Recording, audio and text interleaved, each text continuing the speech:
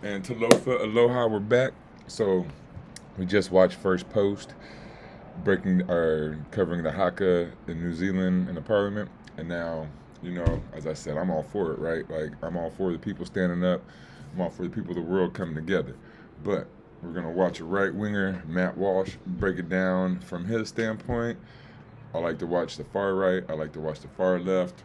I don't like to watch the center as much, but I do. It's not as enjoyable because they don't stand on anything. But anyway, we're gonna watch Matt Walsh break down, or his breakdown of the Haka. Haka. Well, it's no secret that as Americans, we mostly focus on domestic politics in our own country. Unlike, say, Canadians, we don't obsess over the daily comings and goings of other nations. It's virtually impossible to find a single American who can name a Canadian Supreme Court justice or a member of Parliament, for example. I know I certainly can't. By contrast, Canadians can tell you all about Clarence Thomas and Matt Gaetz and so on. This is a well-established phenomenon, and it makes sense because the United States is just, well, a lot more important than American any other exceptionalism. country in the world. But even with that in mind, every once in a while, something happens in the parliament of a foreign country that, it's hard for us to ignore here in America. Maybe a lawmaker in Taiwan steals a bill and runs away with it in order to prevent it from being passed into law. That's something that's actually happened and was hilarious. Or maybe a member of parliament in India pepper sprays his colleagues when they don't vote the right way. Or maybe Italy's parliament descends into a bench-clearing brawl, which requires one politician to leave the chamber in a wheelchair. These are all well-documented incidents that may not always have a lot of direct relevance to us, but more often than not, at the very least, they're entertaining to watch. It's a whole genre on YouTube, actually, and it's a lot of fun. The viral moment that just took place in the Parliament of New Zealand, on the other hand, does have some relevance for Americans. It's one of the more important political stories of the year, in fact, even though it's taking place thousands of miles away from our borders. And in case you missed it, several politicians in New Zealand just broke out into a primal Stone Age war dance called the Haka to protest a piece of legislation. So primal Stone Age war dance. The lady on First Post called it a traditional, I forget exactly what she said, but a traditional something dance, right? So this is Matt Walsh, a man all about tradition. And then when it's somebody else's tradition that goes even longer, way further back, he's going to call it Stone Age? I mean, primal Stone Age.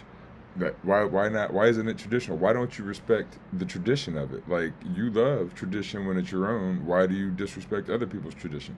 But I digress. That's working its way through Parliament. They won't stop doing the chant, and eventually, because of that, Parliament has to be shut down entirely. Watch. E ono ngā poti e whakahe. Kawana! Whakakamanu whiriti a koe!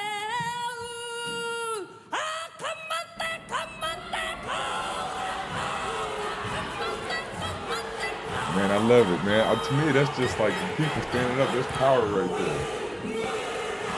I wish we would do that here.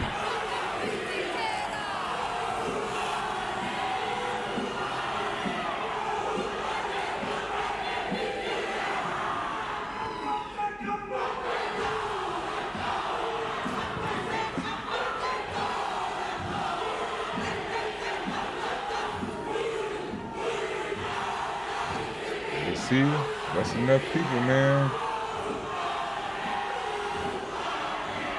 We just need more of our left wing, more of our people-focused people to start running for Congress and start getting in there. The House is suspended until the ringing of the bells. The gallery is the ringing to of be the cleared. bells until our tradition is satisfied. Now, this Haka dance, it's very dangerous. And you could tell the people doing it, they think it's real spooky and really scary. Let's see how he just downs other people's tradition. Real intimidating. And they're right, it is dangerous because it may cause everybody in the vicinity to die of secondhand embarrassment. It's hard to... So, this man is a religious man who I would think goes to church at least once a week, if not twice a week. And in that church, they read words from an invisible person, right? And that's his tradition. And people all over the world have different religions, and that's their tradition. And why are you making fun of somebody else's, the way they hold their tradition? That's just, I just don't understand. Like, there's such manifest destiny, white privilege, just craziness. To watch this video and not have the same reaction that the Speaker of Parliament has. It's painful to sit through. Now, thankfully, a few people have dubbed the audio in various ways. There's one remix that turns it into a jazzy little piano number from 1925. It actually works surprisingly well. And because it's a Friday, we might as well play it. Plus, it shows you another angle so that, you know, we can justify playing it that way, I guess, also. Watch.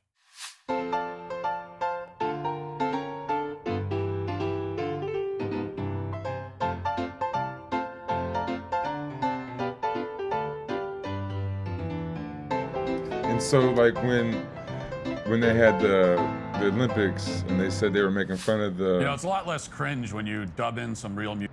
When they had the Olympics and they said they were making fun of the first dinner, the Last Supper, right? And they said they were making fun of it, he got really mad. That's his tradition. That's his beliefs and his stuff. And so then when these people want to do their Haka, their soul, their tradition, their stuff, show their mana, he's going to make fun of them and, like, show other people making fun of them. But then they're going to get real butthurt when people make fun of them. I don't understand. Like, make it make sense. Music instead of the prehistoric grunting. Prehistoric. Now, it's a little hard to see in all the pandemonium, but So they're getting in the stupid. face of a politician named David Seymour, who introduced a bill that they don't like. The people doing the screeching identify as Maori, meaning they see themselves as the allegedly indigenous people of New Zealand. And they're chanting like barbarians and making gun gestures at David Seymour while saying something that apparently translates to evil. And before I get into the specifics about this vote, what it was about. So when they chant in his church, is it barbaric?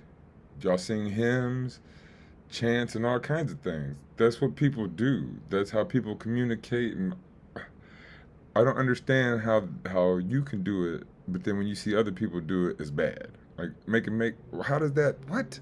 Out, it needs to be reiterated that this whole Haka thing is just silly and embarrassing. Maybe you're not supposed to say Again, that. I've been in Hawaii 20 but years. It's obviously I've known true. the Haka. And everybody who sees it knows that, feels the same way. You know, and you see these videos sometimes, we're supposed to pretend like we think it's powerful and cool because it's... And so, like, there's all kinds of little different games that people play with each other. Like, I like the Samoans that go, mealy, mealy, mealy, mealy, mealy. And then they do this little thing, patty out, and you clap, and then you go, ooh, I clap twice or three times, like they say 1, 2, or 3, and they do this little thing. And it's not as serious as the Haka. It's a little fun little game. It's like, what's like something in America, what do we do? Like, I mean, we sing little songs like when it's raining, it's pouring, the old man is snoring or whatever when it rains, and just all kinds of silly stuff we do. And who cares? part of a non-white culture, and so therefore it has to be good. We're not allowed to have any negative opinions about anything that a non-white culture does, but we all know that it's just lame and stupid as hell, and you know, we can say that. Like, it's lame and stupid as hell because it's not white? I mean, what are you trying to say? that just knock it off. This is ridiculous. You're making fools of yourself. These people are really embarrassing themselves in every context that this Haka is performed. It's cringeworthy to an immeasurable, painful degree. So here, for example, was the Haka that New Zealand's basketball team performed at a tournament in 2014, just before getting blown out by double digits by Team USA. Just look at the reactions during this.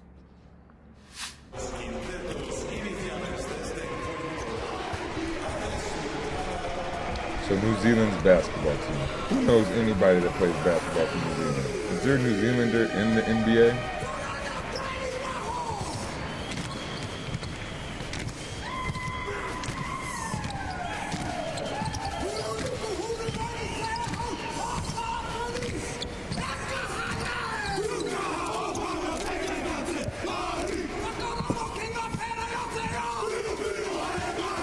And now you see how to respect the basketball team. You know, they're looking, they're watching.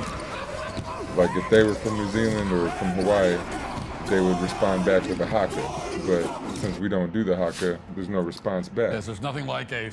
But this man is going to cherry pick a Haka done in a basketball game against NBA players.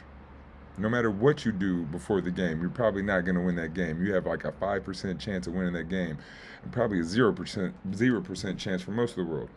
Now, if you're in Hawaii, like I am, you go to a high school football game, they'll do hakas against each other or back and forth. I don't know if it's against each other, but like one side will do the haka, the other side will do the haka, they'll go back and forth, and then they'll play the game. That's just what they do. If they, in baseball, they chant at the pitcher's got a rubber arm, and they sit there and do all these weird little, goofy little games and stuff, and it's considered fun.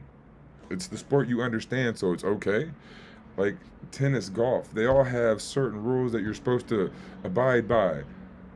Who cares? If you don't understand it, then either leave it alone or learn from it. Why make fun of something you don't understand? It's just stupid. Fearsome war chant before a basketball game. Where everybody looks at you like you're crazy. Oh, and then why you get do a completely war destroyed. chant before a sport? They got Who blown does out, war chants before sports? which is why this just doesn't work. You can't do a fearsome war dance on behalf of a conquered people and then get conquered some more. It's just kind of sad at this point. You know, the Maori have been doing this dance for centuries, and they just get beaten every time in every context, in every type of battle they've ever been in. And you wonder why least for the people last don't like 700 you? years. I guess you probably don't wonder So, why. you know, it's like probably time to put it's like spiking the football when you're on a football team that hasn't won a game since the year 1300. It's just like, all right, it's probably not a lot to be showboating about right now. In any event. So he's just kind of saying that the imperialists have been putting their boot on them since the 1300s. Like, I mean, pretty much everywhere, right? So, I mean, if you admit it, that you hold people down and you do it on purpose and you're going to laugh at them about it, then that's why people want reparations. That's why people want these laws to help themselves out, because you guys are crazy. If you're an imperialist, if you're a Western capitalist and you just want to hold other people down, then hey, we need to fight back on that. Back to the viral clip that people are talking about. The so-called indigenous people had a meltdown in Parliament over a bill. And what you may not have seen is what preceded that moment. David Seymour laid out some rational and calm arguments in favor of his legislation. And then the so-called Maori politicians launched into a volley of personal attacks. Watch. Pressure had been building all afternoon as the government's treaty principles bill came before the House. The bill does not extinguish any right, it does not take from anyone, it reinforces the rights of the treaty as universal. David Seymour says the current approach to treaty principles isn't working. What all of these principles have in common is that they afford Māori different rights from other New Zealanders. But the rebuttal came fast and furious. Shame, shame on you, David Seymour. Ngāti Rehia will be ashamed that one of their sons has come up with a political stunt that looks to divide the nation. How dare you, David Seymour? You should be ashamed of yourself, and you are a liar. Apologise for that last statement. No, I can't do that. Going to have to ask the member to withdraw himself from the House for the rest of the afternoon. Willie Jackson sin-binned, but unapologetic. You gotta go. Now already, this is how you know these people have no argument. They're only capable of shouting shame and resorting to personal attacks to the point that they repeatedly get thrown out of Parliament. Meanwhile, David Seymour is sitting there calmly saying he wants equality. Now, admittedly, I'm not an expert on the finer details of New Zealand politics, so I went looking through some New Zealand outlets to try to get as complete a picture as I could about, what's going on here, what the controversy is. Turns out the concept of equal protection under the law is actually extremely controversial in New Zealand. So here's the background. Hundreds of years ago, around the late 13th century, Polynesian settlers arrived by canoe in New Zealand, and they became the Maori people. Depending on who you ask, they were either the first to arrive or they massacred everyone else who was already there when they got there. In any event, before long, the Maori wiped out a different tribe called the Moriori. But isn't that the argument of everyone's always been fighting, there's always been war, you always take over by force? We're beyond that now. We've stopped taking over land by force, right? Where we see each other as equals. We don't do imperialism anymore. I think is probably how you pronounce that, who were pacifists living in the Chatham Islands in the east. And They got enslaved and beheaded and cannibalized by the Maori because apparently that's what, civilized cultures do. And to be clear, this kind of thing was not out of character for the Maori. The Maori routinely enslaved and brutalized their enemies, just like so-called indigenous cultures all over the world. I mean, this is what they all did. The moment they acquired muskets from European traders, they fought a series of battles amongst themselves called the Musket Wars, which led to tens of thousands of deaths and even more slavery. These are wars, of course, the Maori now blame the British for. And so Europe never fought itself. Everybody does this. Like, that's a normal thing. They also bartered At with least in the severed past. heads, which they called toi moko. They would cut people's heads off and tattoo them and then use them for trading. This is kind of what Maori culture was all about. Cutting heads off each other, bartering, cannibalizing, big thing with the Maoris. Eventually, the British came in and provided some stability with something called the Treaty of Waitangi. The idea was that New Zealand would become a British colony, but that the Maori would have their rights protected. They could keep their land and so on to the extent that was possible. And then in 1977... And what does that mean to the extent that it was possible? He knows, we're just going to take your stuff. We're imperialists. So, I mean, to the extent that that's possible. And then plus, if you know about this Treaty of Waitangi, they wrote an English one and one in the Maori language. And they said two different things. And the Maori couldn't read English, so the one in English was, more for the British settlers, and the one in Maori, it said what the Maori people wanted, but it wasn't the one that was held up by law or whatnot. And right now we're only about halfway through Matt Walsh's video, so I'm just gonna let it play to the end and then give my standpoint or my reaction at the end. If I keep jumping in and out, it'll take a long time. This video is already 20 minutes, so here we go. Oops. 1975, New Zealand recognized this treaty in law for the first time. But there were still a big gray area as to what exactly this treaty required. It established tribunals and led to a lot of rulemaking by judges, but Parliament mostly stayed out of it. Now, with this new bill, David Seymour is trying to change that. He's proposing concrete legislation that will clarify that everybody in the country, in New Zealand, whether they are Maori or not, is entitled to the full protection of the law. He also wants to make it clear that New Zealand is self-governing. The Maori are not a nation within a nation. Let's talk about your metabolism. The thing that determines whether you're burning fat or just storing it. Well, now I'm not one for fad diets or miracle cures, but I am interested in real solutions that actually work, and that's why I want to tell you about Lumen. Lumen isn't some gimmicky weight loss scheme in this episode. Here's how one New Zealand station describes the proposed clarifications. Let's compare the current main three principles with the bill before Parliament.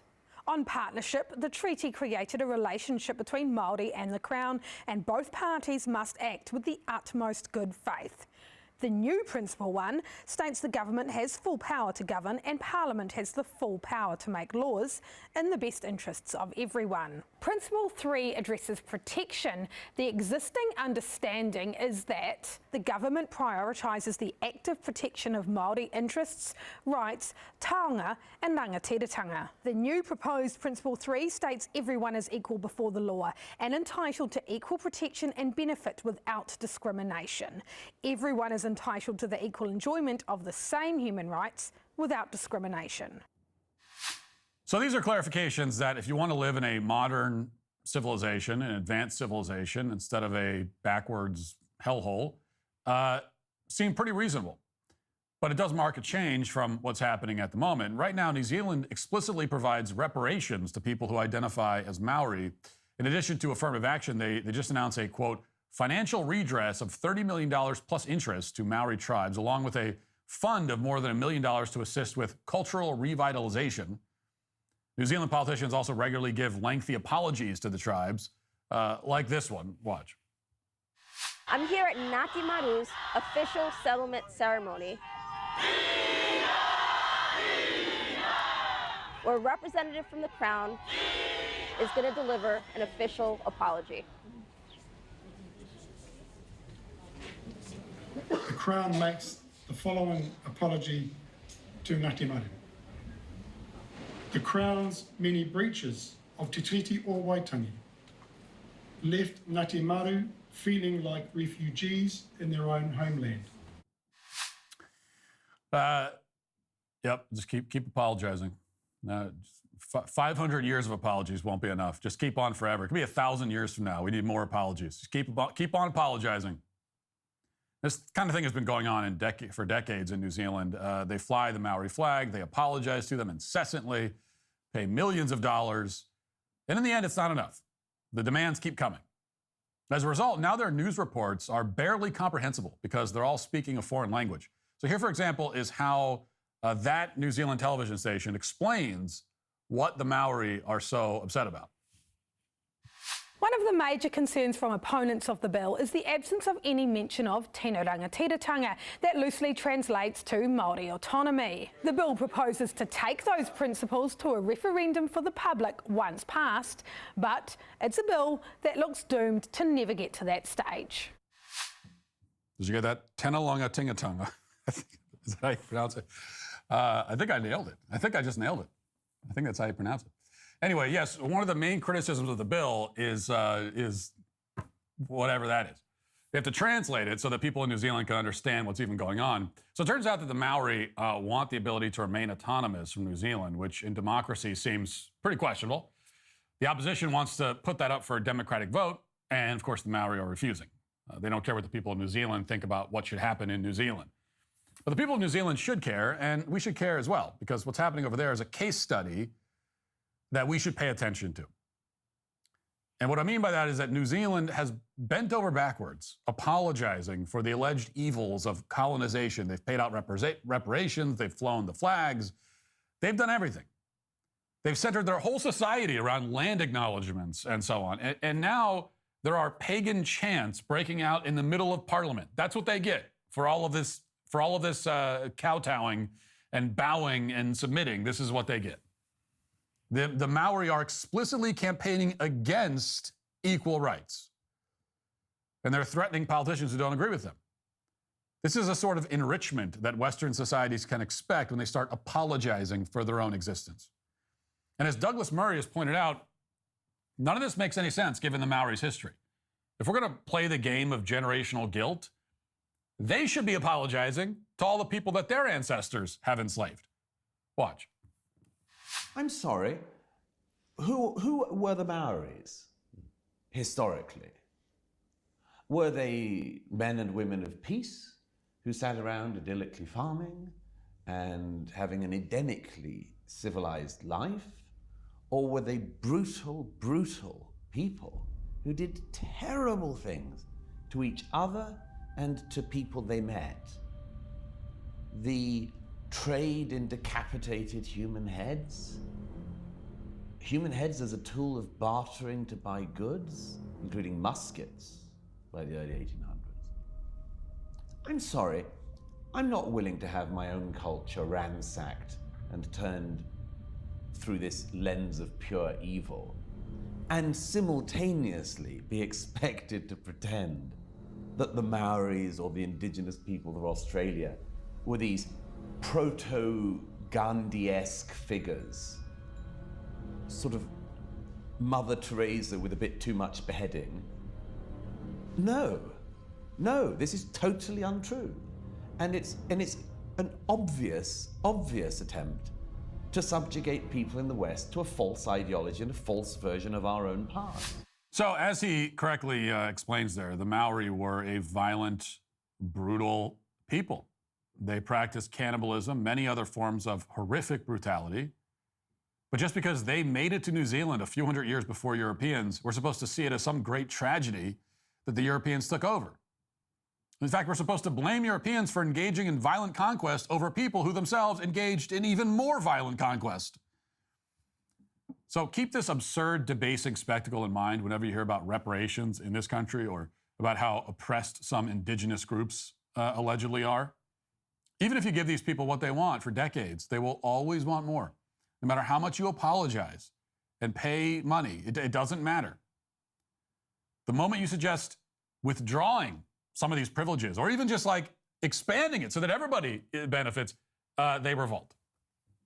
descend into primal chants on the floor of Parliament. Turn your entire government into an international laughingstock. That's why the only approach to dealing with people like this, the one that New Zealand should have adopted a long time ago, is to deny them any special privileges in the first place. And to deny them the pleasure of hearing you apologize when you've got nothing to apologize for. Or how about this? How about saying to anyone, any indigenous group, anywhere in the world, you apologize first. Okay? You get up and make a big show and fall to your knees apologizing for all the terrible things your ancestors did. You apologize first. You lead by example. When are we going to get an indigenous group anywhere in the world that does that? You apologize for all the terrible things your ancestors did. You do that first, and then we can talk. I'm still not going to apologize, but at least you will have shown that you're not a raging hypocrite. Now, as the saying goes, when you're accustomed to privilege, equality feels like oppression. And at this point, now that Stone Age war chants have broken out in Parliament, it's probably too late for New Zealand to correct their mistake. And that should be a pretty big clue to everybody in this country that unless we also want to return to the Stone Age, we should take a very different approach. We should affirm the greatness of Western civilization and make no apology for it. We should take pride in our heritage, in our culture, in our history. Affirm the greatness. We should reject the false narratives, the cartoonish, simplistic narratives about our history that turn us and our ancestors into cartoon villains. That's how you neutralize the grievance mongers and the guilt merchants so they have no power. They can do their tribal chants all they want. They can do them in the shower, in their own homes, whatever. The rest of us will be doing what New Zealand is apparently now incapable of doing. We'll be living a functioning, self-governing democracy. And if there's one lesson from these bizarre and embarrassing clips out of New Zealand, it's that no one should ever take that for granted. If you'd like to see what else I have... So there you go. There's a far-right, I would even say fascist view of the New Zealand Haka. So most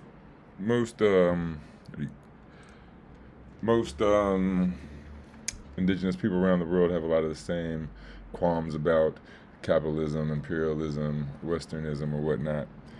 But the thing is, like, he's all mad, everybody, you guys used to kill people. Yeah, that's how it was. But then the Britain or whoever, Europe went around the world, kind of took over the world, right? And then the slaves or the indigenous beat back, and it became where they fought for their rights. Like, Europe went around, or Britain went around doing this DEI thing, special privilege, whatnot. Like, only them got what was they wanted, right? And so it took some time, but the people beat back, the workers beat back, the slaves beat back, right? So once you were beaten back, and now we fought for trying to get equal rights, but since there was such special privilege for so long, it does seem like we got to fight for one thing at a time. You won't just do universal health care. You won't do universal housing. You won't do universal education, right?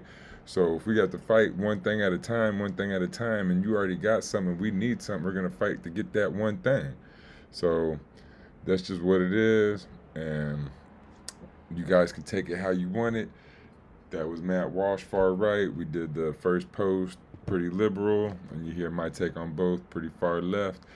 And hopefully I can get Malama to start doing some videos, and I got some other people that I'm gonna try to get doing some videos so you can just hear some other perspectives other than my crazy far right or far left communism, everybody, people power. So until next time.